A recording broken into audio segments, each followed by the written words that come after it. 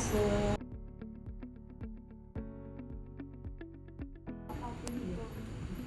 Silakan duduk. Terima kasih sudah datang ya hari ini. Kira-kira ada yang bisa Ibu bantu tidak? Ada Bu, saya kebetulan saya lagi mau cerita. Sebelumnya udah pernah melakukan konseling belum?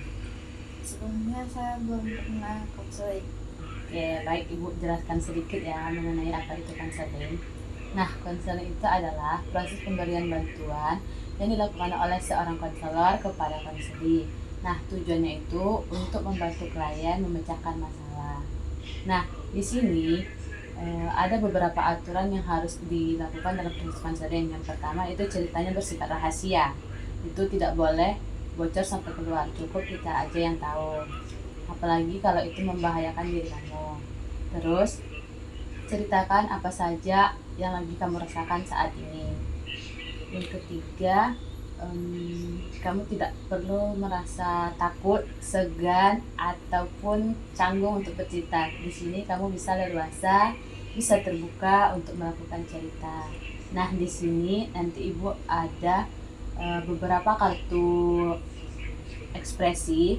Di situ kamu bisa mengekspresikan perasaan kamu melewati kartu-kartu itu. Di situ ada kartu senang, marah, capek, kaget, dan lain sebagainya. Nanti kamu bisa memilih salah satu di antara kartu itu. Setelah itu kamu bisa bercerita perasaan apa yang lagi kamu rasakan saat itu. Sebelum kita lanjut ke sesi intinya, kira-kira ada yang mau ditanyakan atau ada yang masih ragu? Untuk sifat rahasianya itu, apakah kalau kita menceritakan orang lain itu tidak boleh sebutkan nama atau identitas?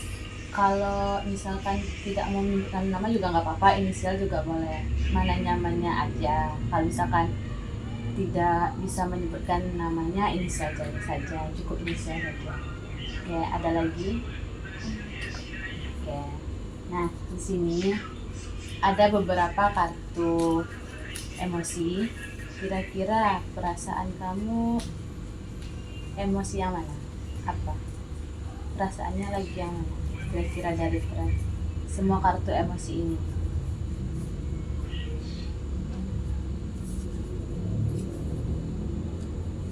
Atau di sini nah. Kira-kira yang mana nih perasaan kamu saat ini? Untuk saat ini mungkin lagi senang. Kira-kira kenapa nih? Senang karena di semester 5 bisa menjalankan hari-harinya dengan, walaupun di semester 5 banyak masalahnya, tapi bisa menyelesaikannya sampai habis setelah UAS. Membuat hati itu merasa senang, lega, dan ya pokoknya senang lah gitu. Kira-kira apa lagi yang membuat kamu senang? Mungkin senang karena sudah bisa menjalankan kuliah itu berat, tapi sudah sampai ke tahap ini, itu sudah membuat senang dan bangga terhadap diri sendiri. Kira-kira ada lagi gak yang lain, entah itu teman, faktor lain yang membuat kamu senang? Mungkin pas kuliah itu, lingkungan di kuliah itu terbilang bagus, nggak ada toksiknya di lingkungan kampus ya. Habis itu keluarga juga sangat mendukung. Itu membuat kuliah itu terasa lebih menyenangkan, lebih ringan. Kira-kira ada nggak yang membuat Ria tidak senang? Tadi kan senang aja nih semua yang Ria ceritain. Kira-kira ada nggak? Kalau misalkan bagian yang nggak senangnya ditanya nih perasaannya nggak senang, kira-kira perasaannya yang mana kalau ditanya soal itu? Kesal. Kira-kira kesal kenapa? Kesal karena pastinya kalau di kuliah kita memahami banyak sekali ragam sifat manusia kan. Kesalnya itu kayak di lingkungan kampus itu dosennya itu kayak sering ngasih tugas banyak, bikin kesal gitu. Terus di lingkungan pertemanan mungkin kayak di kos. Iya. Anak kos itu bikin kesal gitu. Itu apa yang membuat kamu kesal sama anak kos? Mungkin karena kita manusia kan, kita memiliki sifat yang beragam kan. Nah, kita juga tidak harus mengerti, kita juga tidak bisa memahami semua sikap orang kan. Iya. Nah, pun juga dengan orang nggak bisa memahami sikap kita. Mungkin salah paham aja sih, jadi dari salah paham itu terbentuklah sikap kesal antar sesama gitu. Oke, tapi hubungan dengan mereka masih berkomunikasi atau tidak? Untuk komunikasi itu mungkin hanya hal-hal yang urgent atau yang penting saja, tapi kayak untuk keharmonisan atau kayak pendekatan yang lain itu sudah tidak. Sudah tidak? Ya, Kira-kira udah berapa lama tinggal sekos bareng teman-temannya itu? untuk tinggal mungkin sudah 1 semester ini. 1 semester. Nah, merasa janggalnya tuh kira-kira mulai dari kapan? Ya, dari semester ini juga. Semester ini juga? Ya, Oh, berarti Dari- sebelum dari bulan Agustus. dari bulan Agustus. Sebelumnya ngekos atau tinggal di mana? Sebelumnya saya tidak ngekos, saya tinggal di rumah saudara. Oke, itu kan tadi katanya temannya bikin kesal kan? Ya, Kira-kira yang membuat kesalnya itu apa? Lebih spesifiknya gitu. lebih spesifiknya mungkin karena Masalahnya apa? hal-hal sepele sih, kayak nanti apa namanya, kayak nutup pintu itu keras-keras, itu kan bikin kesal kan. Ya. Terus misalnya kayak token udah bunyi tapi yang tulisan itu nggak ada. Nah, itu bikin kesal gitu. Tambah kayak komunikasi yang kurang, kalau misalnya kita nanya dia nggak jawab, itu kan juga bikin kesal. Ya. Ya, itu sih. Ada lagi nggak yang lain? Sejauh ini rasanya nggak ada. Oke, kira-kira ini udah 2 perasaan nih, ada senang sama kesal. Kira-kira apa lagi nih perasaan yang lagi dirasakan? Nih ada nih. Mungkin bingung. Bingung? Kenapa bingung? Apa yang membuat kamu bingung? Bingung karena adanya beberapa sikap individu itu membuat saya bingung, jadi harus menanggapi sikap orang itu seperti apa gitu.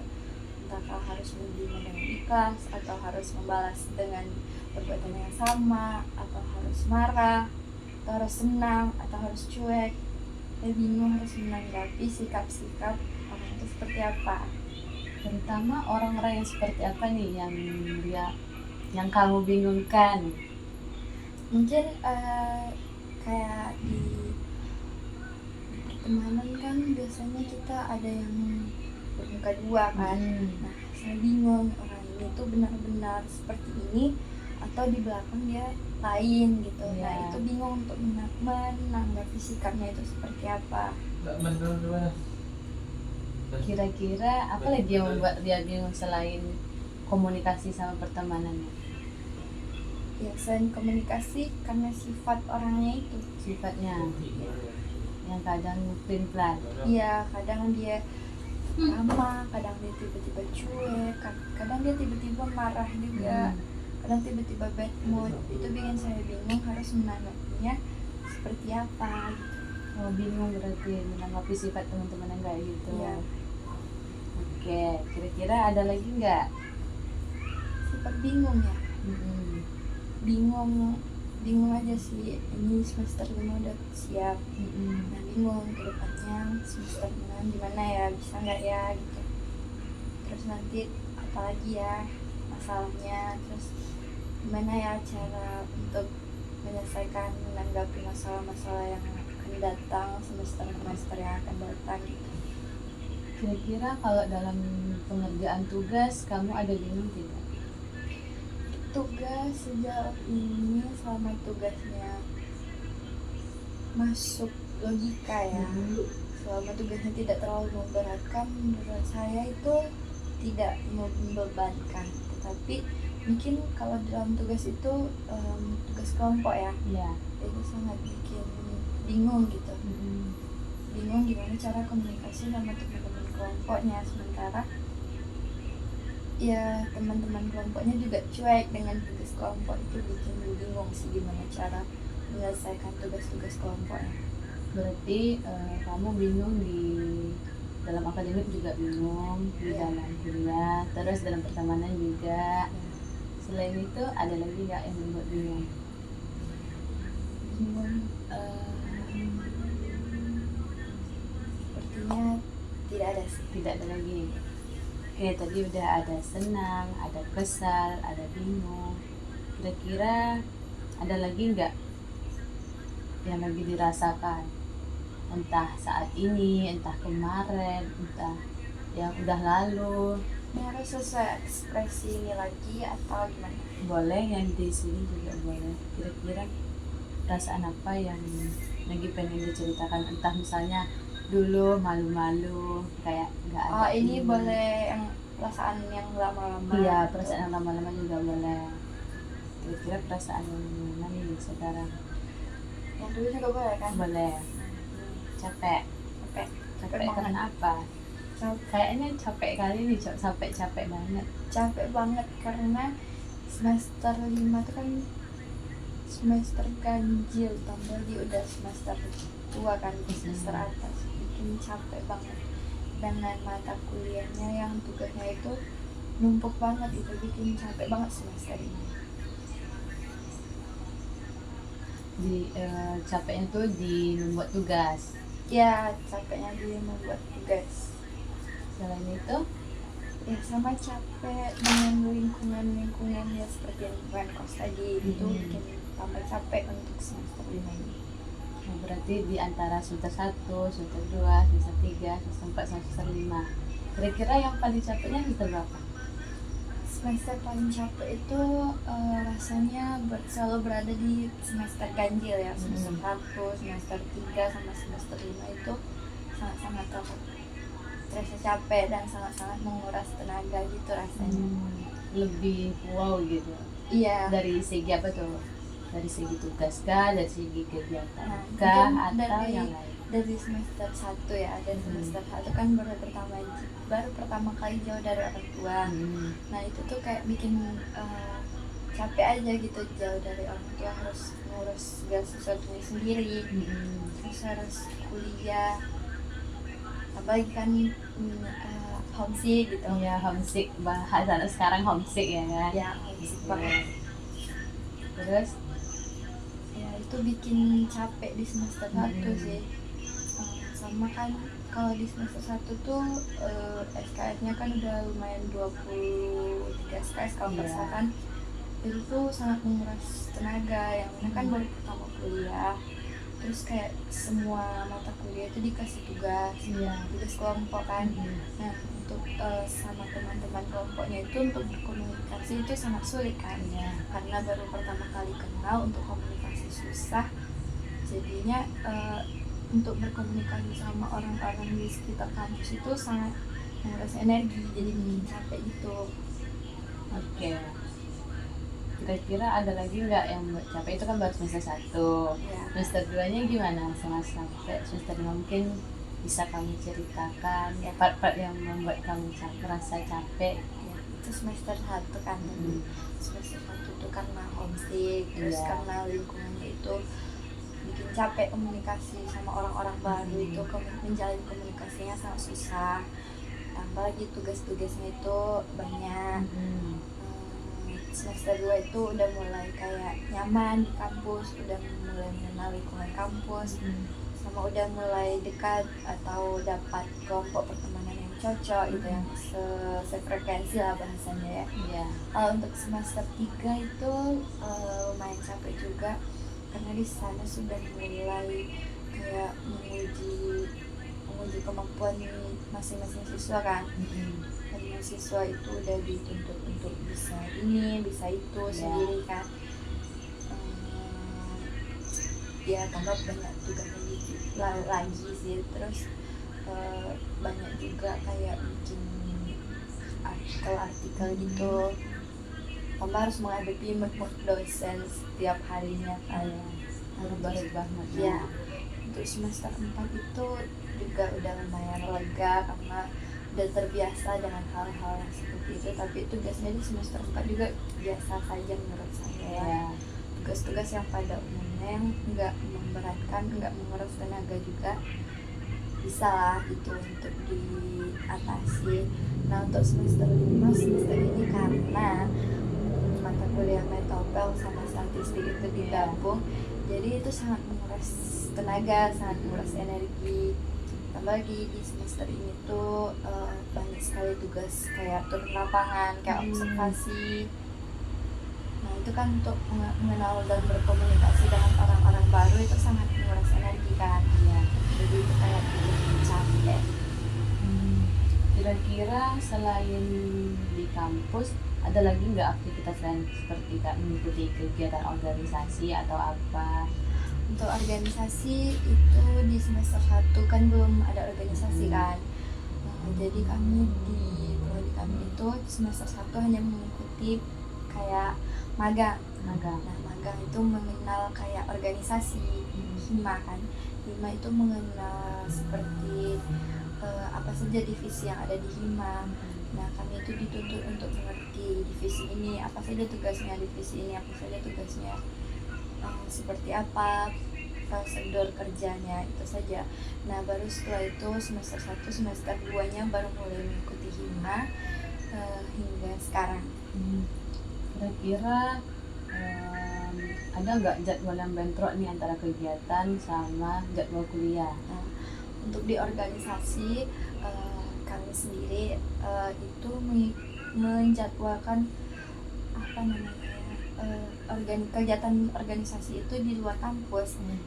Di luar jadwal kuliah. Ya, nah kegiatan aktif di kampus kan Senin sampai Jumat kan. Nah untuk Sabtu Minggu itu biasanya kan dimanfaatkan untuk kegiatan di luar untuk kegiatan organisasi.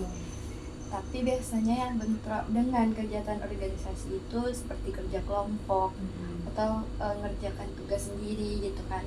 Untuk istirahat juga sih, kuota istirahat tuh kurang kalau kita ikut organisasi. Berarti kegiatan organisasi nggak terlalu ini apa namanya, nggak terlalu memberatkan. Iya, nggak terlalu memberatkan.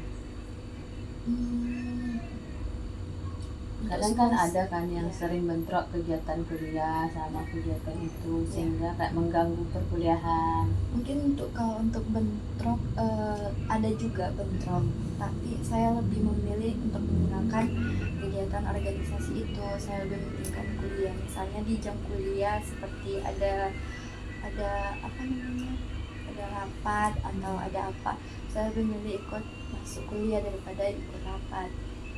Ya itu kayak pembagian waktu lagi saja. Jadi pembagian waktunya bagus ya, lebih akademik daripada itu. Ya itu lebih ke prioritas aja sih. Kira-kira ada nggak kayak susah gitu membagi waktunya yang kayak tadi kan lebih memilih ke akademik kan? Iya. Mungkin untuk pembagian waktunya itu yang susah di Sabtu Minggu ya. Karena kan kalau tugas banyak itu Sabtu Minggu biasanya kita manfaatkan untuk mengerjakan tugas. Setelah itu untuk kayak kerja kelompok kan, karena Senin sampai Jumat itu hari aktif untuk di kampus. Ya itu aja sih, mungkin lebih ke jadinya meninggalkan organisasi demi kerja kelompok gitu. Harus lebih mementingkan prioritas, harus bisa membedakan yang mana harus yang lebih diprioritaskan. Oke, kira-kira ada lagi nggak perasaan yang mau disampaikan? Masih adalah 5 nih. Ekspresinya apa ya, takut karena apa nih? Takut karena baru pertama kali jadi anak rantau. Jadinya setelah jauh dari orang tua itu ada rasa takut Jauh dari orang tua. Ya takut buat ngelakuin sesuatu itu nanti nggak bisa, gimana nya gitu. jadinya takut gitu, takut buat Bawaannya takut aja. ya, takut buat melakukan sesuatu nanti kalau nggak bisa gimana gitu. Terus kalau di perkuliahan sih takutnya itu kalau nggak bisa semester ini gimana ya gitu, takut aja, tapi takut itu bisa dilawan. Iya, tetap dijalanin walaupun sering merasa takut. Iya, sama takut awal-awal kuliah itu takut banget buat nggak bisa punya teman. Soalnya untuk mengenal orang baru, menjalin komunikasi baru itu kan, untuk menyatukan pemikiran, persepsi itu kan susah. Nah, jadi ada rasa takut untuk mengenal orang baru itu, takut tidak sesuai nanti pembicaraannya gimana gitu. Takut nggak punya teman juga sih. Oh, berarti sekarang udah mulai beradaptasi lah sama teman-temannya, nggak ada kayak masa takut lagi berhubungan sama teman-temannya. Untuk sekarang itu semester 5 udah nggak ada rasa takut karena udah menemukan circle yang pas, pertemanan yang pas dengan pemikiran yang bisa menghilangkan rasa takut di mata orang. Kayak saya bisa nih melakukan ini karena ada mereka gitu. Nah, jadi rasa takutnya hilang karena ada teman-teman di kampus gitu. Oke, selain itu ada nggak kira-kira yang membuat kamu takut? Takut untuk menjalani semester-semester kedepannya aja sih. Kan semakin tinggi tingkat semester, semakin banyak tantangan yang akan dihadapi kan. Nah, takut gimana ya semester kedepannya, saya bisa nggak ya gitu. Kalau udah tamat sini saya mau ngapain, takut aja sih, takut buat kedepannya gimana. Kira-kira takut gagal ada nggak, misalnya nih udah ngelakuin hal semaksimal mungkin, kira bisa nggak ya? Pikiran-pikiran apa gitu. Kalau untuk itu setiap semester pasti ngerasain kan, karena di setiap semesternya kita kayak udah ngelakuin tugas berbentuk project akhir gitu kan.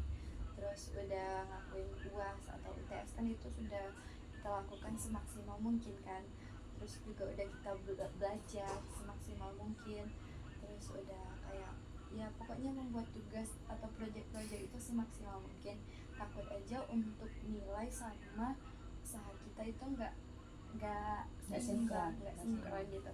Nanti kita udah usahain tapi ternyata nilainya nggak sesuai sama apa yang udah kita usahain. Takutnya gitu aja sih, nanti takutnya nilainya di semester itu rendah ya. Kira-kira pernah nggak udah berusaha nih semaksimal mungkin tapi nilainya nggak sesuai nih sama yang udah kita usahakan, itu kira-kira kayak mana? Pernah sih, itu di semester kalau nggak salah itu di semester 2 apa 3 gitu. Itu udah berusaha semaksimal mungkin, semua tugas juga udah dilakuin. Untuk absen juga mungkin saya tidak pernah absen ya di kelas, tapi emang hasilnya itu nggak sesuai dengan apa yang diinginkan gitu ya. Kira-kira ada nggak nanya sama dosennya kenapa nih nilainya nggak sesuai sama yang udah diusahakan semaksimal mungkin, absen nggak ada, tugas ngumpul tapi kok nilainya malah anjlok? Untuk nanya sama dosen yang bersangkutan itu mungkin tidak, tapi saya berkonfirmasinya itu sama dosen PA. Itu kata dosen PA-nya, kenapa bisa seperti itu, apakah ada salah di sayanya atau salah di dosennya. Itu saya sudah mengungkapkan kalau saya mengerjakan tugas, saya ikut kelas setiap ada kelas. Nah, mungkin saya kurangnya itu di keaktifan kelas. Keaktifan ya, karena dosen yang bersangkutan itu lebih banyak penilaiannya di keaktifan kelas. Ya, mungkin itu aja sih. Mungkin itu aja. Ada yang lain lagi nggak yang membuat takut lagi? Selama tinggal di perantauan, apa hal yang paling membuat kamu takut? Kalau untuk di perantauan, mungkin karena saya orangnya penakut ya. Jadi saya tidak bisa tidur di kos sendiri karena tidak terbiasa juga, jadinya saya takut gitu. Oh, nggak bisa sendirian, nggak bisa kesepian lah berarti ya. Ya, saya orangnya nggak bisa kesepian, saya suka ramai. Kalau sebelum kuliah, apa hal yang ditakutin? Sebelum Iya, sebelum tinggal di perantauan nih, kan masih tinggal sama orang tua. Kira-kira ada nggak yang buat kamu takut gitu? Entah kayak takut nggak sesuai dengan yang diinginkan orang tua, misalkan dari segi akademik atau ada yang lain gitu? Kalau untuk sebelum kuliah rasanya mungkin takut, ya takut. Kalau sebelum kuliah kan kita aman ya, Mm-mm. mungkin takut dinilai aja sih, takut dinilai anjlok terus nanti nggak bisa lulus PTN yang diimpikan gitu, nanti buat orang tua atau keluarga kecewa, takut gitu aja sih. Oke, kira-kira ada lagi nggak yang membuat takut? Untuk rasa takut, eh, rasanya mungkin kalau di perantauan ya takut aja dengan orang-orang yang jahat gitu. Kan apalagi di Pekanbaru kan rawan sekali kan Ya. daerahnya, jadi untuk berkomunikasi dengan orang baru atau berinteraksi dengan orang yang tidak dikenal itu sangat takut. Takutnya kita nggak tahu kan niat orang gimana, jadi itu lebih ke jaga-jaga aja sih. Was-was. Ya. Kira-kira ada lagi nggak kalau yang sama pertemanan nih, misalnya ada nggak kayak punya rasa takut gitu sama teman untuk berkomunikasi aja takut sama dia? Mungkin yang seperti yang sudah saya bilang di awal, untuk rasa takut itu mungkin kayak dia ini betulan baik atau dia ini cuma memanfaatkan saya, atau jangan-jangan nanti di belakang saya dia bermuka dua gitu. Nah, takut dengan orang-orang seperti itu, takut dengan orang-orang toksik yang seperti itu sih. Tapi di lingkungan kamu tidak banyak kan orang-orang yang toksik sehingga mengganggu perkuliahan atau apa itu? Sejauh ini untuk orang-orang toksik saya tidak menemukan di lingkungan saya ya, jarang ya. Biasanya saya juga membatasi, kalau saya lihat pertemanan di situ sudah toksik, saya biasanya menjauh dengan orang-orang itu. Oke, kira-kira ada lagi nggak nih? Masih ada 4 nih.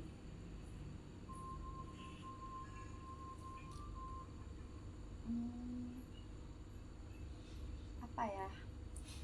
Kira-kira apa lagi perasaan yang lagi dirasakan?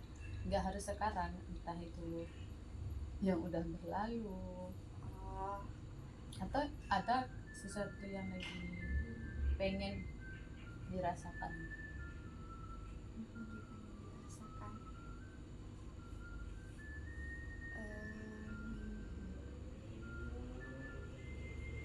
Mungkin kalau sekarang itu pengen main marah ya. Pengen marah. Oke, marah. Tadi udah awalnya tuh tadi senang, terus ada kesal, ada bingung, ada capek, ada takut. Nah, sekarang marah. Kira-kira apa nih yang membuat ya tiba-tiba kamu mengambil ekspresi marah? Untuk marah, semua orang kan pasti juga punya sifat marah kan. Nah, jadi seperti yang saya sudah bilang tadi, kalau untuk sifat setiap individu kan pasti juga berbeda kan, pemikiran berbeda, sifat yang berbeda, mood yang berbeda. Nah, untuk berada di lingkungan orang-orang yang moodnya itu berbeda, itu terkadang membuat kita ingin marah kan. Apalagi di Pekanbaru ini kan baru langsung jauh tiba-tiba orang itu udah klakson kan, itu bisa bikin mau marah gitu bawaannya sama orang-orang seperti itu. Terus nanti tiba-tiba di jalan klakson atau mungkin kayak di Pekanbaru ini kalau kita udah nolongin orang itu nggak bilang makasih sama kita, kayak etikanya di mana gitu loh. Itu jadinya kayak kita ingin menolong dengan niat yang baik, ingin dapat pahala, jadinya kita dapat dosa karena udah nggak ikhlas nolongin orangnya kan. Orangnya nggak tahu etika, nggak tahu terima kasih kan, jadinya mood kita kayak pengen marah gitu. Ada lagi nggak kira-kira yang membuat kamu merasa marah gitu?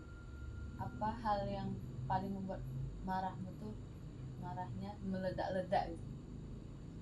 Marahnya meledak-ledak. Iya, kira-kira ada nggak? Sifat orang aja sih. Sifat orang. Orang tuh kalau mau dimengerti tapi dia nggak ngerti kita, itu kan jadi bikin kita marah kan. Iya. sifat egois itu, apalagi kita kan udah dewasa, udah jadi mahasiswa. Nah, untuk sifat-sifat seperti egois yang dipahami sendiri, yang merasa betul,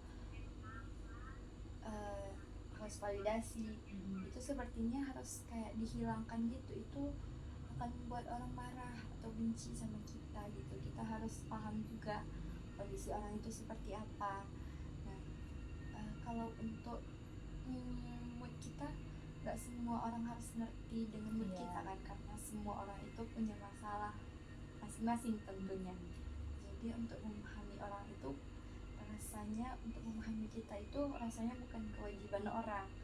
Itu lebih kepada kitanya, bagaimana kita mengontrol emosi, kepada siapa mood itu harus kita luahkan, itu kepada kitanya sih, bagaimana cara kita untuk mengontrol emosinya.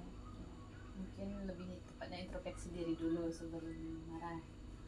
Ya, lebih ke menahan aja gitu, menempatkan ini posisi saya di mana gitu, kepada siapa saya harus marah gitu, harus kayak lebih berpikir dewasa saja sebagai seorang, apalagi yang namanya sudah mahasiswa kan. Harus bisa lebih bijak dalam bersikap, bertindak, dan mengambil keputusan. Apalagi itu bukan menyangkut keputusan buat diri kita sendiri, itu buat keputusan buat orang banyak, buat orang sekeliling kita. Oke, kira-kira kalau misalkan kamu marah, kamu kayak ada mecahin sesuatu nggak, atau kayak merusak sesuatu gitu? Kadang kan orang kalau marah nonjok dinding, entah koyak-koyak buku, entah narik-narik rambut atau segala macam. Kira-kira kalau kamu marah kayak mana? Kalau saya marah, paling saya ngomel-ngomel aja sih. Kalau lebih ke mencurahkan perasaan saya, dia tuh gini, nanti gini. Kayak lebih meluapkan emosi aja sih, emosi sementara. Kalau untuk mecah-mecahin barang mungkin itu enggak ya. Ya itu lebih ke temperamen gak sih? Iya, kadang kan ada kan orang yang kayak udah muak nih marahnya tuh udah di ubun gitu kan. Kadang orang bilang kan kayak mecahin barang, tapi kamu nggak sampai segitunya kan kalau marah. Kalau saya marah mungkin nggak gitu ya, tapi mungkin kadang kalau emang marah itu nggak bisa diungkapkan atau nggak bisa diluapkan dengan kata-kata, ya mungkin ke banting pintu. Banting pintu Ya, atau misalnya lagi pegang barang nih, terus taruhnya kayak dilempar langsung gitu, tapi nggak sampai pecah sih gitu. Ya gitu aja gitu. Atau nanti ya kayak gitu-gitu aja sih, nggak sampai mecahin barang atau apa. Tapi lebih sering ngomel-ngomel ya daripada kayak merusak atau ngapain barang-barang gitu. Saya lebih suka curhat ke teman saya buat ngomel-ngomel, cerita dia tuh gini gitu. Jadi itu kayak lebih berasa tenang, lebih lega aja gitu, lebih terluapkan semuanya gitu. Oke. Kira-kira ada lagi nggak nih? Masih ada 3 nih. Ini harus dihabisin apa gimana? Boleh kalau misalkan kamunya bersedia untuk menghabiskan semua kartu ini juga boleh, atau udah cukup atau gimana? Mungkin terakhir deh ya. Oke, terakhir itu kaget. Kira-kira kenapa kaget nih? Kaget karena ternyata setelah dewasa itu berat. Oke, berat. Beratnya itu ya kayak apa-apa harus sendiri. Biasanya apa-apa sama orang tua kan, jadi kayak berat banget gitu. Kaget kan tadi. Iya, kaget juga dengan sifat orang tuh ternyata gini ya gitu. Sifat orang tuh ternyata banyak gitu loh.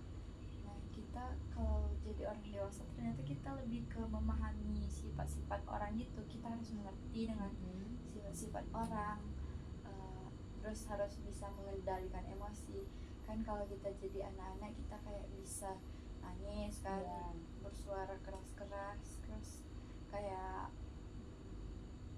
ya nangis lah gitu, keras. Nah, setelah jadi orang dewasa ternyata buat nangis bersuara itu susah gitu. Karena kan kita dewasa nih, nggak mungkin kan kita nangis keras. Jadi lebih ke harus mengontrol emosi, lebih ke harus bisa menghandle diri sendiri dalam lingkungan sendiri gitu, lingkungan pertemanan, lingkungan kampus gitu. Sedangkan kita harus pandai-pandai lah gitu dalam hidup, itu aja sih. Tadi ekspresinya kaget. Kira-kira ada lagi nggak yang membuat kaget? Tadi yang dewasa ya, rupanya kehidupan semenjak dewasa tuh kayak berubah total gitu. Ya kaget aja, nggak nyangka gitu. Saya udah umur segini, saya udah dewasa gitu, saya harus gini, saya nggak boleh gini. Itu bikin kaget aja, ternyata dunia orang dewasa. Saya kira dulu waktu saya kecil jadi orang dewasa bebas ya, menyenangkan gitu, bisa ini bisa itu, pokoknya yang ngatur diri kita itu ya kita gitu. Ternyata setelah kita dewasa, untuk ngatur diri itu susah gitu. Nah, untuk menghandle diri sendiri itu susah gitu, apalagi buat menghandle lingkungan atau orang lain kan. Itu bikin saya kaget gitu. Gak sesuai ekspektasi ya, waktu kecil. Sangat jauh dari ekspektasi saya. Kira-kira ada nggak hal lain yang membuat kamu kaget selain hal dewasa yang membuat kamu sekaget itu? Hal lain yang membuat saya kaget Entah itu lingkungan, entah itu perkuliahan. Mungkin di perkuliahan ya. Kagetnya pas masuk kuliah itu, kan di sinetron tuh kalau kita kuliah kan nanti tabrakan sama kating kan. Iya, terus ternyata di lingkungan kampus itu ya udah kita masing-masing aja gitu. Di lingkungan kampus kayak lebih banyak orang-orang yang ingin menguntungkan dirinya sendiri gitu. Kalau kita nggak bisa di kampus menghandle diri kita sendiri, kita nggak pandai-pandai di kampus, kita bakal ketinggalan ternyata, baik itu dalam informasi, tugas kuliah, atau pendekatan sama orang baru kayak seperti sama dosen itu. Kalau kita nggak bisa, ternyata kita emang tertinggal. Karena yang saya lihat di kampus itu banyak sekali orang yang pandai-pandai atau mencari muka lah ibaratnya dengan dosen ataupun dengan cutting. Itu mereka sangat lihai lah dalam itu. Sementara saya untuk mencari caper lah gitu sama orang itu, saya nggak bisa gitu. Itu bikin saya kaget, kok orang-orang bisa gini, kok orang-orang nggak malu ya buat ngomong gini gitu. Tapi ya udahlah ya, itu kan kembali lagi ke dia masing-masing. Selama kita nggak mengganggu orang, selama kita nggak mencari masalah atau berbuat yang tidak gitu, tidak merugikan orang lain, saya rasa itu aman-aman aja. Setelah melihat dunia perkuliahannya seperti itu, apa hal yang dilakukan? Kira-kira apa tuh? Oh, rupanya gini ya kuliah tuh. Kira-kira apa yang kamu lakukan setelah kamu mengetahui hal tersebut? Untuk hal apa dulu nih? Yang kaget tadi kayak caper ke dosen, entah yang lain sebagainya. Ya udah, kalau saya melihat hal-hal seperti itu ya udah cukup tahu gitu. Nah, untuk ya saya seperti yang saya bilang tadi, selama kita tidak merugikan atau tidak berbuat kesalahan, ya udah nggak usah takut gitu. Karena dosen pun sama orang-orang yang caper dia nggak open gitu. Nah, lebih baik kita kayak ngurus diri sendiri, datang, pulang, kerjakan tugas. Itu udah cukup sih menurut saya di perkuliahan. Untuk komunikasi, ya udah jalin komunikasi dengan semua orang di kampus. Walaupun orang itu toksik ya menurut saya, walaupun orang itu toksik, jalin aja komunikasi dengan dia walaupun tidak melakukan pendekatan yang lebih jauh dengan orang-orang itu. Lebih ke berteman boleh sama semua orang, tapi teman dekat itu kita juga harus punya gitu. Minimal 1 atau 2 orang. Oke. Nah, tadi kan ekspresi kaget nih. Kira-kira pikiran sebelum merantau nih, sebelum jadi anak rantau, kira-kira ada nggak hal yang membuat kaget tuh? Nih mikirnya nih dulu sebelum kuliah, pasti kuliah kayak gini. Kalau tinggal di rantau pasti enak, pasti bisa bebas atas segala macam. Nah, pas di rantau ternyata nggak sebebas itu, ternyata nggak sesuai apa yang dipikirkan sebelum kuliah itu. Pasti kita ada pemikiran kan sebelum kuliah, oh pasti kalau saya kuliah saya bisa nih kesana kesini. Kira-kira ada nggak hal yang membuat kaget? Ternyata enggak ya. Kayak misalnya yang gini nih, rupa besok saya kuliah, saya jauh nih dari orang tua, berarti saya bebas. Kaget, kayak rasa bangga jauh nggak tinggal bareng orang tua tuh ada, tapi pas di perantauan gitu kayak homesick. Ya, Nah, kira-kira ada nggak merasakan hal kaget seperti itu? kaget mungkin kalau pas kita lagi sakit ya. Mm-mm. Kan kalau kita sakit itu di rumah dirawat gitu loh, Mm-mm. dikasih obat, kasih makan. Sementara kan kalau kita di kos, apalagi jadi anak kos ya, Mm-mm. itu kita tuh kalau sakit cari obat sendiri, Iya. terus cari makan sendiri. Mm-mm. Ya kalau punya teman atau sahabat atau orang-orang terdekat itu minta tolong mereka gitu. Mm-mm. Tapi kan biasanya kita tanpa minta tolong pun orang rumah tahu kalau kita sakit Iya. gitu. Sementara ini kita kayak harus minta tolong sama orang pun segan kan gitu. Orang juga punya kesibukan masing-masing. Nah lebih ke situ sih, kaget aja gitu. Saya sekarang lagi di rantau gitu, saya lagi sakit. Ya kaget aja sih gitu. Kayak nggak ada yang bisa ngerawat gitu. Iya kayak harus, emang iya ya harus semandiri ini gitu. Harus sendiri, ini yang biasanya masih bisa ini minta tolong sama orang tua, Ya. sekarang harus apa-apa sendiri, Ya. kemana-mana sendiri. Oke, ini udah banyak nih, ada 1, 2, 3, 4, 5, 6, 7, ada 7 ekspresi nih. Mau ekspresi ya. Ini sebanyak ya. Kira-kira dari ketujuh ekspresi ini, perasaan mana yang paling membuat Ria itu senang? Hal apa yang membuat Ria senang di antara semua Ekspresi yang paling ini? disukai gitu. Iya, yang paling disukai. Mungkin ekspresi yang paling saya suka itu perasaan senang. Senang. Ya. Yang awal tadi yang Iya. Ria bilang bisa menyelesaikan semester ini Wah, dengan bisa sejauh ini gitu, bisa bertahan sejauh ini. bisa berjuang sampai detik Iya, ini. karena dari kuliah itu kan di kelas itu ada sekitar 30 orang. Mundur satu, semester 1, mundur 2 orang, mundur 3 orang. Jadi menurut saya untuk bertahan di setiap semesternya itu sudah sangat sulit gitu. Dimana ada orang yang menyerah di setiap semesternya. Iya. Karena dia rasa dia tidak mentalnya mampu. nggak kuat, dari segi keuangan dia nggak mampu, dari segi pikiran dia juga nggak bisa, dari segi materi. Nah, untuk saya, untuk sejauh ini saya bisa bertahan hingga semester ini, itu sudah kayak sebuah pencapaian yang hebat menurut saya. Dan dimana kan kalau kita bertahan itu pasti melalui banyak sekali rintangan, pengalaman-pengalaman yang tak terlupakan juga. Itu sangat senang sekali, ternyata mengenal orang-orang baru itu tidak semenakutkan itu dan tidak seburuk yang saya pikirkan gitu loh. Ternyata mengenal orang-orang baru itu sangat menyenangkan, berbagi pengalaman, apalagi di teman perkuliahan itu banyak sekali teman di luar daerah kan. Berbagai macam suku, agama, terus bahasa. Nah untuk mengenal bahasa-bahasa baru, mengenal suku, adat baru, itu berbagi cerita tentang hal-hal yang berbeda itu sangat seru sekali ternyata. Nah itu membuat saya juga merasa senang gitu, bisa mengenal orang-orang dari jauh-jauh gitu. Pokoknya bisa akrab. Iya, bisa akrab, bisa mengenal mereka dengan baik. Ya senang sih. Terus kuliah di kampus Indian menyenangkan sekali. Ya senang lah bertemu dengan orang-orang baru gitu. Berarti sangat bersyukur bisa kuliah di jurusan impian. Kira-kira ini jurusan impian nggak? Enggak jurusan impian juga sih, tapi nggak pernah masuk wishlist juga. Tapi mungkin karena rezekinya di sini ya, jalannya sudah sini, ya sudah saya jalani dengan ikhlas, terima jalani. Untuk kedepannya itu kan bukan urusan kita, yang penting kita jalani dengan ikhlas, dengan baik.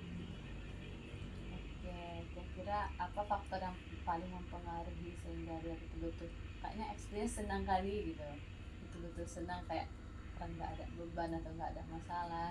Apa faktor yang paling mempengaruhi hal tersebut? Mungkin karena keluarga sih. Oke, faktor dari keluarga. Ya, karena menurut saya faktor pertama seorang anak itu kuliah, bisa kuliah dengan baik, bisa mewariskan diri sendiri itu dari Iya. keluarga gitu. Kalau keluarganya mendukung, support, itu mental kita juga akan kuat gitu. Kita Iya. kalau kita bilang nggak bisa sama keluarga kita, tapi keluarga kita menekankan bisa, ayo bisa gitu, memberi semangat gitu kan. Itu kayak menyalin energi dari mereka buat Iya. kita gitu, jadinya kita bisa menjalani hari-hari ini dengan semangat gitu. Itu menjadi salah satu faktor saya kenapa saya bisa kuliah dengan senang gitu. Kayak bisa Karena bertahan sampai ya, titik ini. karena kayak mereka itu kapan nih pulang kok ya, walaupun Iya.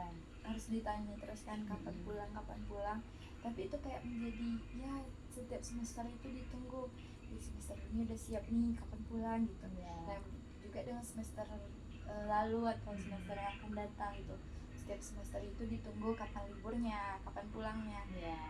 Ya bahkan sekali 2 minggu itu ditanya kapan pulang gitu.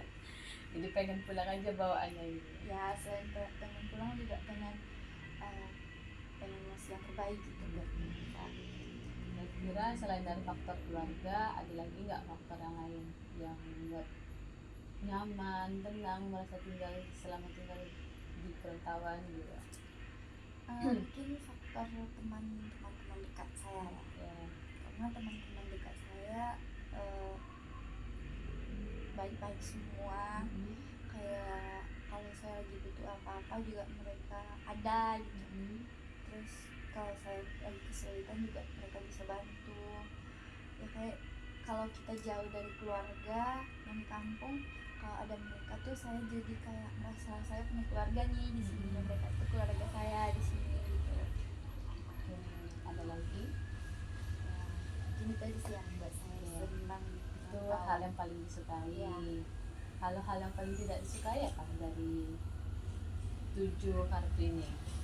Yang paling tidak disukai. Iya, yang paling tidak disukai. Ada senang, ada bingung, ada kaget, kesal, capek, takut, sama marah. Yang paling senang kan tadi senang kan? Ya, yang mungkin yang paling tidak disukai itu marah. Saya sama sekali tidak suka marah orangnya.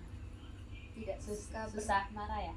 Bukan susah marah, tapi tidak suka berproblem, bermasalah dengan orang gitu. Itu kayak menambah beban pikiran, banyak hal-hal yang menyenangkan yang harus dipikirkan daripada harus memikirkan masalah yang buat kita tidak bagus, membuat kita jadi marah terhadap orang lain gitu. Saya tidak suka dengan kondisi-kondisi seperti itu. Oke, ada lagi? Mungkin itu aja sih. Kira-kira ada yang pengen disampaikan nggak sebelum kita tutup nih sesi konseling kita? Sampaikan apa nih? Pesan, kesan, atau apa? Sebelum menyampaikan pesan kesan, kira-kira apa nih? Entah itu harapan atau apa yang lagi pengen diwujudin nih untuk kedepannya? Lagi buat pengen diri apa? Sendiri, iya. Harapannya buat diri saya sendiri, semoga saya bisa menjalani kedepannya dengan lebih baik, dengan lebih waras. Terus harapan saya juga semoga saya bisa menjalani hubungan baik dengan orang lain gitu, nggak bikin orang lain kesal, nggak jadi bahan sakit hati orang lain gitu. Harapan saya semoga orang lain juga menerima sifat saya dan melapang dada gitu.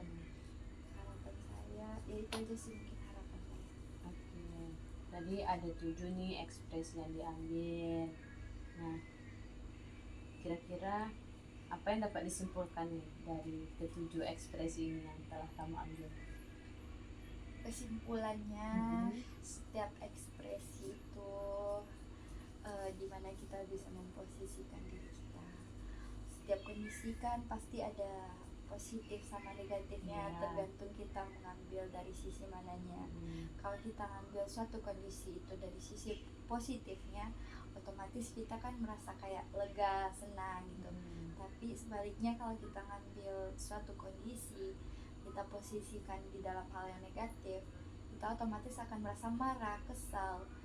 Itu kembali lagi kepada diri kita sendiri, harus pandai memposisikan di mana kita berada dan apa masalah yang sedang kita hadapi.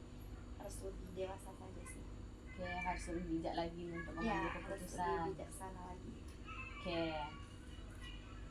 Sepertinya sisi konser kita sudah berakhir. Sebelum kita akhiri, kira-kira ada nggak pesan-pesan yang ingin disampaikan setelah melakukan konser ini? Ya. Untuk Pesannya dulu. Kesan dulu ya. Mm-mm. Kesan dulu selama konseling ini ya, saya merasa lebih lega karena bisa terbuka, karena bisa menceritakan ekspresi-ekspresi yang saya rasakan, bisa meluapkan emosi-emosi yang mungkin juga udah tersimpan lama gitu. Iya. Itu pesannya sih. Oke, kalau pesannya? Untuk pesan, sepertinya tidak ada, semuanya sudah sesuai harapan. Itu aja sih. Oke. Bagaimana, apakah konseling ini sangat membantu kamu dalam menangani masalah yang lagi dihadapi atau bagaimana? Menurut saya dengan adanya kartu emosi atau kartu apa tadi namanya, kartu ekspresi. Iya. Nah, menurut saya dengan adanya kartu ekspresi tadi itu sangat membantu saya untuk meluapkan isi hati gitu, untuk membantu saya apa ya, Menceritakan apa yang lagi dirasakan. Iya, untuk meluapkan apa yang lagi dirasakan. Kartu ekspresi itu membuat kita jadi kayak nggak bingung, saya ini lagi kenapa ya gitu. Jadi sangat membantu menurut saya. Oke, terima kasih ya sudah datang hari ini. Kalau misalkan pengen lagi cerita atau pengen apapun yang lagi dirasakan atau pokoknya apapun lagi, kalau misalkan emang mau melanjutkan sesi konseling ini, bisa datang lagi ke ruangan ini. Iya. Oke, saya ucapkan terima kasih. Saya akhiri. Wassalamualaikum warahmatullahi wabarakatuh. Waalaikumsalam warahmatullahi wabarakatuh. Terima kasih kembali.